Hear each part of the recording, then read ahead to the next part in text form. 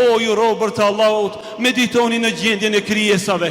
Në qoftë se i lutesh krijesave një herë, dy herë edhe tre herë, ai e shfaqen fukarallëkun dhe ta mbyllën derën. Po ju robër të Allahut, sa herë vëllahu i kërkon diçka, një herë edhe dy herë, dhe të tretën i thot: o vëllahu im, kam pas shumë shpenzime, kam pas shumë harxime, andaj ma bën halal, nuk mundem që të ndihmoj.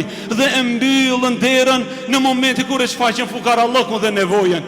Kurse Zoti juaj nuk është i tillë.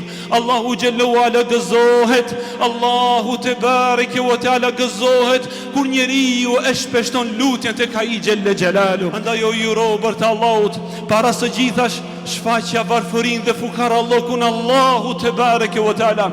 Ngriti duart e tua tek Zoti xhallahu ala dhe përgëzoju me pranimin e lutjes. E Imam Hasan el Basria rahmetullahi alej, kur lutesh të ndonjëherë natën, thonte: o Allah, o ti që gëzohesh kur krijesat të luten dhe hidhërohesh kur ata nuk të luten, i lartësuar qofsh, nuk ka Zot sikur ti. Andaj o ju robër të Allahut, a nuk kemi nevoja dhe kërkesa, a nuk kemi halle edhe borxhe, po pse nuk ja drejtojmë hallet tona Zotit te bareke ve teala? Trokite derën e qiellit, do ta gjej çdo herë të hapur derën e Allahut të madh te bareke ve teala.